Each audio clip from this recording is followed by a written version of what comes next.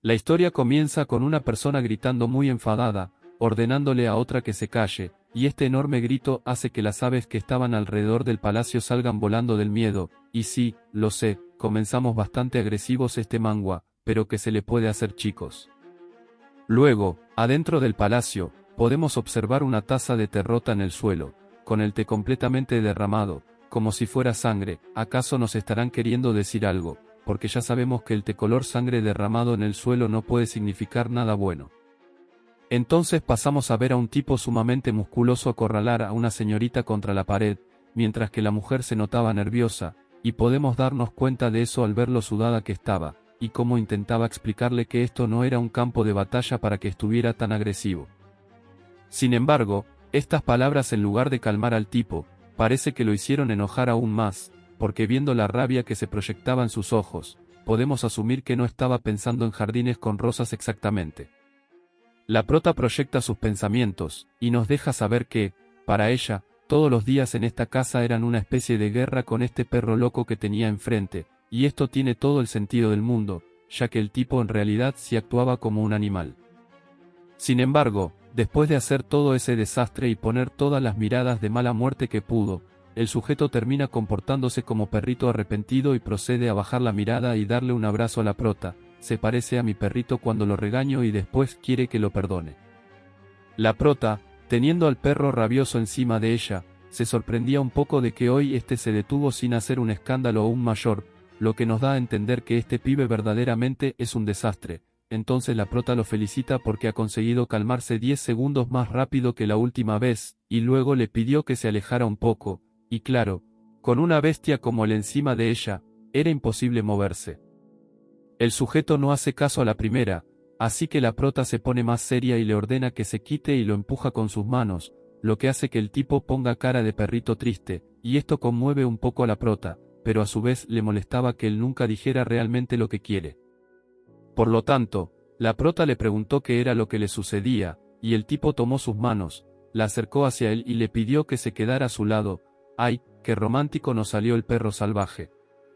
La prota se acercó a él sin ningún problema, pero a su vez, le molestaba el hecho de que él no haría nada si ella no lo llama, y, además, era algo ilógico que él quisiera que ella se quedara a su lado, cuando ni siquiera la dejaba abrazarlo con normalidad. Sin embargo, en ese momento el perro dejó que la prota le diera un abrazo, y ante esto, la prota le dijo al perro que si se quedara a su lado, aunque creía que en algún momento se iba a arrepentir de sus palabras, e inmediatamente comenzó a pensar en cuándo será el día en que el perro haga su debut en la sociedad. Pero a su vez, se preguntaba en qué momento su vida dio un cambio tan brusco, como para que ahora su preocupación sea presentar a un tipo con complejo de perro ante las demás personas. Yendo más atrás en la historia, vemos a la prota reunida con el sumo sacerdote, la máxima autoridad del templo al que ella pertenece, y luego nos explica las posiciones en el templo de Raglión, y resulta que el sistema de jerarquía se basaba en los 7 hijos de Dios, los cuales sirven al sumo sacerdote, quien es el encargado de supervisar los templos de cada región. Nuestra prota formaba parte de este sistema, pero no era una pieza demasiado importante, ya que era simplemente una sacerdotisa ordinaria. Sin embargo, cuando ella era una niña inocente, se sintió muy feliz y honrada por recibir esa posición, pero a medida que fue creciendo, y su estadía en el templo se hizo más larga, se pasó los días luchando con la idea de que ella era la del problema. Ya que habían pasado casi 7 años desde que comenzó a trabajar prácticamente como la esclava del sacerdote, sin avanzar ni subir de rango en lo más mínimo, y, además, sin contar con la bendición de sus padres. Entonces el sumo sacerdote comienza a decirle que ha pasado mucho tiempo desde que comenzaron a pasar tiempo juntos, siguiendo las enseñanzas de Dios, y le comenta que la sacerdote Dirin superó las dificultades y se convirtió en una persona maravillosa, y yo la verdad no sé por qué está mencionando todas estas cosas, pero bueno, si lo dice es por algo.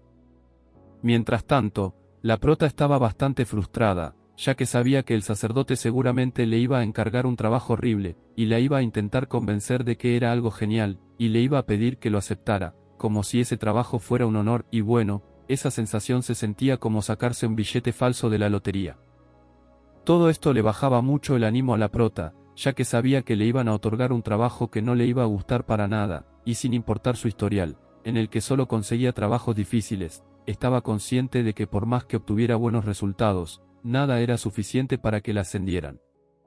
Al principio la prota estuvo en negación, y llegó a rechazar, odiar y resistirse a varios trabajos, incluso hubo momentos en los que se tiró al suelo de la frustración, pero al final se dio cuenta de que era mejor obedecer tranquilamente, aunque esto no le trajera ningún tipo de recompensa. Yo no estoy muy de acuerdo con ese razonamiento, pero bueno, yo no soy una sacerdotisa, ni nada por el estilo. El sacerdote continuó hablando, y la prota solo podía esperar el momento en que el anciano terminara su sermón y finalmente le dijera qué tipo de trabajo duro le iba a encargar esta vez, ya que, en esta ocasión, estaba dispuesta a darlo todo, para ver si por fin conseguía el ascenso que tanto deseaba. Entonces el sumo sacerdote le dice que su siguiente trabajo será ayudar a las personas que sufren secuelas de la guerra, para que puedan adaptarse a la sociedad. Escuchar esto molestó muchísimo a la prota, quien no podía creer que de verdad le estuvieran dando un trabajo de ese tipo, y no le encontraba el más mínimo sentido, dado que ella solo es una sacerdotisa y no sabe nada de guerras ni de combates, y, además, le desagradaba muchísimo la sangre. Sin embargo, a pesar de estar demasiado molesta, la prota mantuvo la compostura y no mostró ni un rastro de su ira, y, al contrario, se quedó parada en silencio escuchando al anciano decirle que ella ya ha estado en el campo de batalla 2 veces, por lo tanto, ya debería estar acostumbrada a este tipo de exigencias. Pero esto no tranquilizaba para nada a la prota, ya que, aunque era cierto que ya estuvo 2 veces en el campo de batalla, eso era muy diferente a lo que le iba a tocar hacer ahora, ya que tendría que lidiar con personas con secuelas, y esa clase de gente necesita más ayuda que nadie. Y es que esas personas que vienen de la guerra, son aquellos que lo han experimentado prácticamente todo, y saben con qué facilidad la guerra destruye la vida y los corazones de la gente, y es por esto que los sacerdotes enviados a ayudarlos se encargan de curar las mentes y los cuerpos heridos de los soldados. Sin embargo, solo se ocupan de brindar el tratamiento necesario para que puedan volver a luchar en el campo de batalla, pero, ayudarlos a volver a la vida cotidiana después de haber atravesado una experiencia tan traumática como lo es la guerra, bueno, eso ya es otra historia. La prota nos deja saber que el templo no es una organización de servicio, ya que el respaldo y antecedentes en este lugar son más fuertes, y ahora que hay escasez de personal, enviar a un sacerdote experimentado sería muy arriesgado para el templo. Además de que el estatus de un sacerdote con mucha experiencia, era igual o incluso superior al de alguien de la nobleza, y es por esto que para esta misión estaban enviando a la prota, ya que, a pesar de ser una sacerdotisa bastante capaz, no tenía ni la mitad de experiencia de otros sacerdotes. La prota entonces, acepta el trabajo, estando consciente de que, al aceptarlo, prácticamente estaría firmando su sentencia a morir en silencio. El sacerdote le explica que este es solo un trabajo para ayudar a aquellos que realmente necesiten ayuda. La prota le pregunta qué pasaría si ella llega a morir, y el anciano infeliz le dice que en caso de que eso llegara a pasar, ella encontrará la paz eterna en los brazos de Dios, y sí, podemos confirmar que este sumo sacerdote es el padre de los desgraciados. La prota claramente se molesta al escuchar esto, ya que no consideraba que la estuvieran valorando lo suficiente y sentía que el sacerdote estaba subestimando el tiempo que ella había sufrido. Se queda un rato en silencio, pensando que hace 7 años seguramente hubiera obedecido las órdenes del sumo sacerdote sin dudarlo por un segundo, pero ahora las cosas habían cambiado, entonces prácticamente le pregunta qué estaría ganando ella al realizar esta misión, teniendo en cuenta el riesgo que implicaba. El sumo sacerdote se queda pensando por un momento, mientras que la prota solo hacía conciencia de que sin importar qué tan increíbles sean las condiciones del trabajo, de igual forma será engañada, e incluso llega a considerar la opción de escapar, aunque esto le pudiera traer múltiples problemas. Pero bueno, el punto aquí era que, si el sacerdote le pedía que arriesgue su vida, entonces debía ofrecerle una recompensa concreta que valga la pena. Ambos comienzan a tener un tenso cruce de miradas, en el que prácticamente podían leerse la mente uno al otro, y mientras el sacerdote pensaba que ella debía simplemente obedecer sus órdenes, ella consideraba que, si a él no le gustaban sus condiciones, ella podía retirarse tranquilamente. A pesar de haber hecho una declaración de intenciones tan fuerte, ahora la prota se comenzaba a cuestionar qué recompensa podría obtener, dado que, por norma general, a los sacerdotes se les prohíbe estrictamente recibir dinero personal, por lo tanto, da igual lo mucho que ella lo quiera, nunca podrá tener dinero en su bolsillo.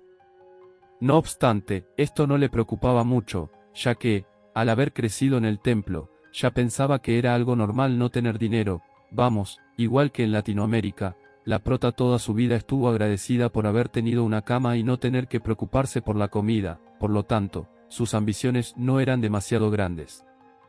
Sin embargo, a pesar de haber tenido una infancia normal, la prota Dirim fue enviada al campo de batalla cuando creció, y luego de haber enfrentado a la muerte varias veces, su forma de pensar cambió, porque al final del día, no importa cómo decida vivir su vida, luchando sin descanso y muriendo insignificantemente, no había nadie que valorara sus esfuerzos. Por lo tanto, decidió dejar de ser una niña ingenua, y estaba convencida de que, si el sacerdote planeaba volver a enviarla a otro lugar en contra de su voluntad, ella renunciaría inmediatamente.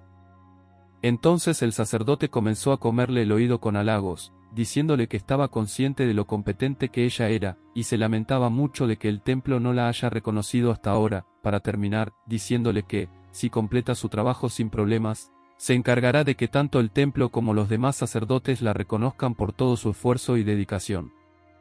Esto sonroja y pone muy feliz a la prota, quien pensaba que finalmente había logrado lo que siempre había querido, ser reconocida por sus logros, y lo más importante, un ascenso. Esto la emocionaba muchísimo, ya que, si todo salía bien, ella iba a tener ese puesto alto en el templo que tanto quería, y con todas estas nuevas condiciones, la prota decidió aceptar la misión, y le dijo al sacerdote que haría exactamente lo que él le pidió. Luego le preguntó a qué persona debía ayudar, y en ese momento el sacerdote hace aparecer a sus guardias y les ordena que la envíen al sitio que debe ir de inmediato. Esto toma desprevenida a la prota, y entonces el sacerdote, ahora con una aura bastante oscura, le revela que a la persona que ella tiene que ayudar es nada más y nada menos que al héroe de la victoria, el guerrero de la 8ª unidad de Berserker. La prota pone la cara de preocupación más grande que he visto en mi vida, y le pregunta si se está refiriendo a uno de esos sujetos despiadados que matan indiscriminadamente, sin importar si son amigos o enemigos, y el sacerdote con una sonrisa perversa, le responde que sí. Pero solo estará encargada de uno de ellos, y entonces le dice que se prepare para partir lo más pronto posible, y le desea buena suerte, claro, como si eso fuera a servir de algo, y de esa forma, la prota tuvo que partir del templo, y comenzar su nueva misión, la cual implicaba un problema sumamente difícil de manejar, pero bueno, ya no le quedaba de otra. Al día siguiente, la prota se encuentra en un carruaje, siendo llevada a su destino, y en el camino solo podía pensar en la mala fortuna que tenía, ya que apenas acababa de volver del campo de batalla y ahora la estaban enviando de nuevo a una misión igual de peligrosa, o incluso más que la anterior. Sin embargo, había decidido dejar de quejarse, ya que ella fue quien aceptó este reto, y ya era muy tarde para llorar, entonces ella decidió hablar primero con la 8ª unidad, a la cual pertenecía el caballero con el que iba a lidiar. Resulta que la guerra entre Rallion y su vecino Sorben ha estado dominada por el segundo todo el tiempo, lo que hace que la moral del ejército de los Rallion disminuya más y más con cada batalla que pierden, y llegaron a un punto en que ya nadie esperaba una victoria por su parte. Prácticamente estaban librando una batalla perdida, pero entonces, un día ellos aparecieron, la 8ª unidad, la cual se trataba de un grupo de élite cuyos orígenes y su existencia en sí aún no estaban claros. Pero eso poco y nada le importó al ejército de Rallion, ya que, gracias a la 8ª unidad, pudieron darle la vuelta al tablero, con sus movimientos efectivos y su fuerza monstruosa, casi como si estuvieran poseídos por algún tipo de demonio, ya siempre aparecían de la nada, y desaparecían justo cuando el combate terminaba. Esa unidad era tan temida que los aliados de Rallion los llamaban salvadores, mientras que sus enemigos los llamaban demonios, y con toda la razón del mundo. Esos parecían cualquier cosa menos humanos, parecían tener una sed de sangre y una determinación imparable. No obstante, la prota en su momento también se alegró mucho de que estos tipos aparecieran y ayudaran a su reino a conseguir la victoria, ya que fue la única forma de acabar rápidamente con esa repugnante guerra, siempre y cuando no lastimaran a su propia gente, claro está. Pero por azares del destino, y por la naturaleza ingobernable de estos sujetos, un día perdieron el control y comenzaron a atacar a los ciudadanos de su reino, haciendo que pasaran a ser conocidos como los perros, y esto cuadraba mucho más con su naturaleza, ya que en realidad actuaban como perros salvajes que solo eran buenos para pelear. Sin embargo, este último aspecto fue el más importante, y el que mejor supo aprovechar el reino, ya que con ellos ganaron la guerra en un abrir y cerrar de ojos, y el segundo príncipe, el cual era el encargado de dirigir la guerra, se catapultó a la fama de inmediato, gracias a sus logros. Además, utilizando su influencia, el segundo príncipe se encargó de que la existencia de la octava unidad se mantuviera en la oscuridad, y toda la victoria en la guerra y los logros de la misma, fuera únicamente méritos del segundo príncipe y el ejército imperial. Vamos, hicieron como Mr. Satan en Dragon Ball, se llevaron todo el crédito sin hacer nada. En cuanto terminó la guerra, los miembros de la octava unidad desaparecieron, por lo que la prota se había olvidado por completo de ellos, hasta ahora, que, por gajes del oficio, le tocaba tener que lidiar con uno. Sin embargo, como estos perros fueron la pieza fundamental para que el reino saliera victorioso de la guerra, el príncipe creyó que sería conveniente darle un señorío y un título a cada uno de los miembros, en lugar de hacer como si no hubieran existido. Y bueno, aunque sea el príncipe era considerado y pensó por un momento en los hombres que lo llevaron a la victoria, ya estaba empezando a odiarlo, pero con esto me está empezando a caer bien. Es por esto que el príncipe dio la orden de encontrar a los perros y entrenarlos para que se puedan convertir en miembros de la nobleza de Raglión, y obtener sus recompensas por sus servicios en batalla. Esta orden llegó directamente al templo, y es por esto que la prota fue enviada a educar a uno de ellos. A pesar de esto, la prota no había considerado la cantidad de caballeros que debieron hacer falta para detener a un solo perro, y apenas estaba haciendo conciencia de lo peligroso que era intentar educar a uno de ellos, pues no parecía haber ninguna manera de que ella pudiera manejar esta situación por su cuenta. Y, al fin y al cabo, ella solo aceptó este trabajo por la recompensa que tendrá al completarlo, si es que logra hacerlo. Este trabajo era casi una misión suicida, ya que la prota no solo debía hacer que el perro parezca un ser humano decente, sino que también debe enseñarle modales para que se comporte como un noble en el mundo social. Mientras la prota divagaba en su mente, el chico que la acompañaba en el carruaje la interrumpe y le dice que en cualquier momento estarían llegando al destino, y también le agradece por aceptar la petición del príncipe. Esto hace que la prota vuelva en sí, ya que hasta se había olvidado de que tenía a alguien al frente de ella. La prota le responde entre risas que ella solo lo está haciendo para cumplir la voluntad de Dios, y entonces se nos revela que el chico que estaba frente a Dirin era Laban Terak, el jefe del Estado Mayor del ejército de Raglión, y tercer hijo de la familia Terak, o sea era alguien demasiado importante en el reino. Este chico es un muy buen hombre, pero por cuestiones de la vida, después de la guerra se vio obligado a dejar toda su vida de lado, y ahora le tocaba limpiar todo el desastre que la octava unidad había dejado en su paso. Laban le dice a la prota que esta debe ser la decisión más difícil que cualquier persona hubiera podido asumir, aunque haya sido Dios en persona quien se lo hubiese pedido, ya que lidiar con la octava unidad eran palabras mayores, pero claro, lo que no sabe el hijo de los Terak era que, a la prota, poco y nada le importaba a Dios, ella solo quería obtener su deseado ascenso en el templo. La prota le dice que hará lo mejor que pueda, y entonces Laban le responde que está deseando trabajar con ella, ya que era la única con la que podía contar en estos momentos, y yo no sé qué es lo que le hace confiar tanto en ella, porque yo no le tendría mucha confianza, la verdad. El tipo se saca un collar con un silbato y se lo entrega a la prota, y le dice que a partir de ahora debía llevarlo todo el tiempo por su seguridad, ya que, si se encontraba en peligro o se sentía insegura, podía soplarlo en caso de emergencia, ya que estaban hechos específicamente para calmar las emociones de los perros y evitar que se descontrolen. La prota le agradece, y comienza a pensar en lo curioso que era que utilicen este tipo de métodos de adiestramiento de bestias para controlar a los perros. Después de un largo viaje, finalmente habían llegado, el carruaje entra a un enorme palacio, y le dicen a la prota que es aquí donde se estará quedando los próximos días. Entrando a la casa, le comienzan a explicar las reglas, como que la persona encargada de la limpieza vendría dentro de poco, y los servicios de limpieza y lavandería se harían una vez por semana. Además, también le informan que las comidas se sirven cada 2 días por la mañana, lo que a mí me parece muy poco, pero bueno, ¿quién soy yo para juzgar la alimentación de las demás personas? También le dicen que los guardias de la mansión estarán presentes todo el tiempo, por si algo llegaba a pasar, lo que hace a la prota preguntarse qué se supone que harían ellos si algo salía mal, ¿acaso se desharán del cuerpo de la víctima, o se convertirán en víctimas también? Porque claro, era muy poco probable que ellos tuvieran algún tipo de chance contra el perro que habitaba en la casa.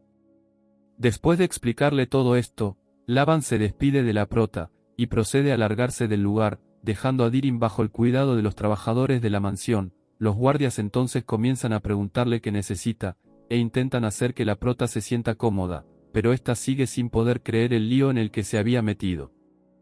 Los guardias abren las puertas y la prota procede a entrar, e inmediatamente camina hacia la habitación en la que estaba el perro. Ella estaba segura que al entrar, este se lanzaría sobre ella, por lo que podemos asumir que ella ya había aceptado su muerte. Sin embargo, nada de esto pasó, ya que al entrar no se encontró a nadie en el salón. Esto la sorprendió mucho, y hasta empezó a pensar que tal vez no había ningún perro en la casa. Entonces comenzó a recorrer la mansión, y se fascinaba con lo hermosa que era, hasta entró a una habitación y se emocionó como una niña pequeña al ver qué preciosa estaba. La habitación parecía toda una obra de arte. Y bueno, es entendible la emoción de la prota. Toda su vida ella había estado viviendo prácticamente en una caja de cartón y con una cama que parecía un ataúd, y su vida siempre se basó en levantarse del ataúd, ir a trabajar a tiempo completo al templo, y volver al ataúd, por lo que ver una habitación y una casa tan lujosa, era como estar en el cielo para ella. Y aún mayor fue su sorpresa, ya que ella durante todo el viaje pensó que, al tratarse de un perro rabioso, lo iban a tener encerrado en una perrera asquerosa, pero esto era todo lo contrario. La prota entonces comenzó a saltar y bailar muy feliz por toda la casa, anunciando su presencia, y convencida de que no dejaría que nada interfiriera en su trabajo, ya que ahora lo que más quería era poder seguir viviendo en esta fabulosa mansión. Sin embargo, toda esta emoción y felicidad se vieron frenadas de golpe, cuando la prota se dio cuenta de que el perro estaba sentado en el suelo, y ambos hicieron contacto visual. ¿Y sabes qué es lo que pasa cuando haces contacto visual con un perro rabioso? Exacto, te ataca, y la prota también sabía esto. Así que lo primero que hizo fue ponerse completamente seria, intentando no perder la compostura, para así poder pensar cómo afrontar la situación. La prota lo saluda y le dice que está encantada de conocerlo, pero el perro en lugar de calmarse, parece ponerse aún más rabioso. Ante esto la prota comienza a acercarse lentamente hacia él, mientras pensaba en la condición mental del sujeto, ya que no sabía qué estaba pensando, o si siquiera quedaba algo de razón dentro de él. La prota estaba completamente consciente de que si el perro, con esa enorme musculatura que tenía, la llegaba a golpear, ella moriría en un abrir y cerrar de ojos. Sin embargo, ya estaba frente a él, y no le quedaba de otra, más que intentar calmarlo.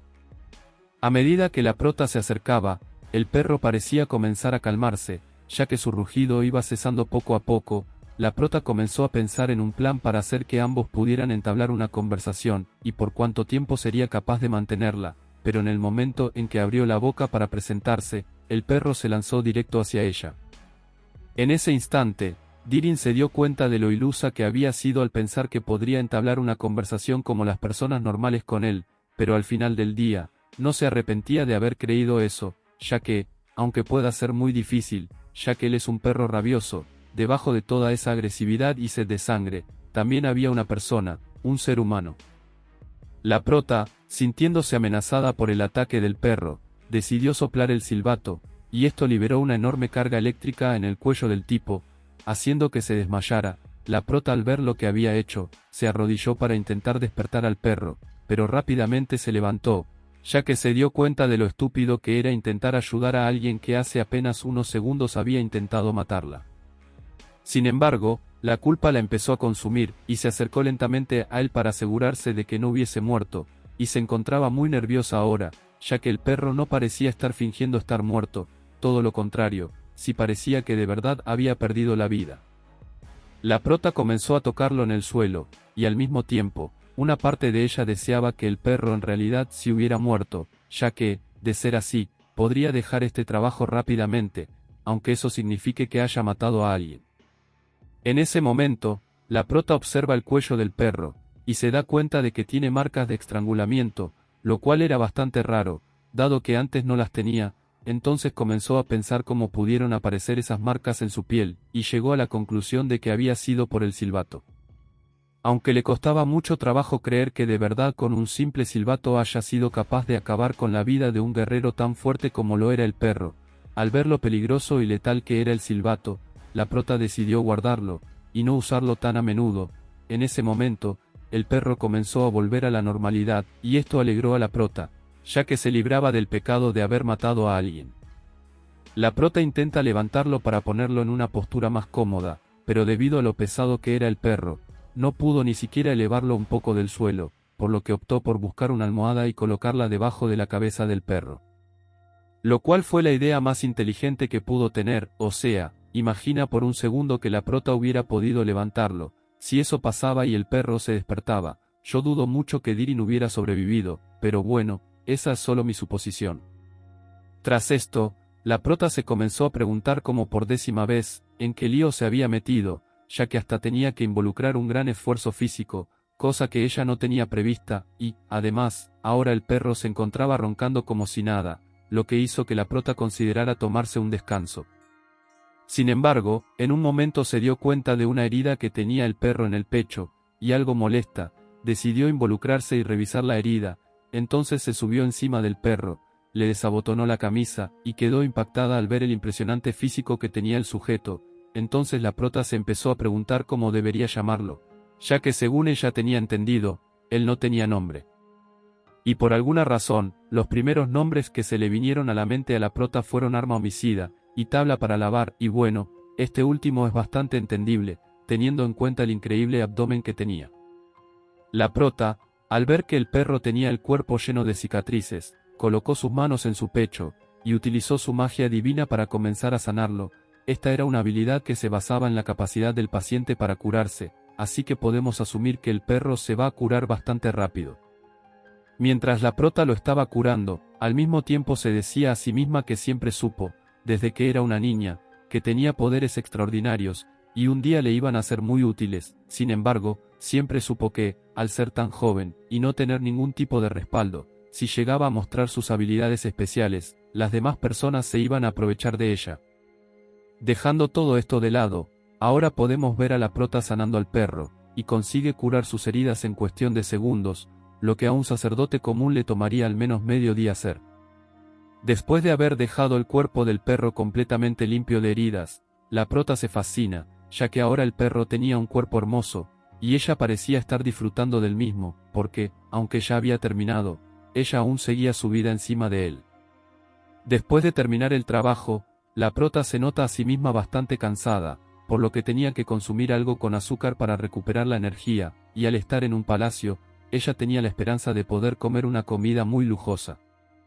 Entonces se preguntó qué comía el perro, y le entraron dudas acerca de cómo éste sobrevivía, ya que no sabía si por ser considerado un perro, éste también consumía carne cruda, o comía como una persona normal.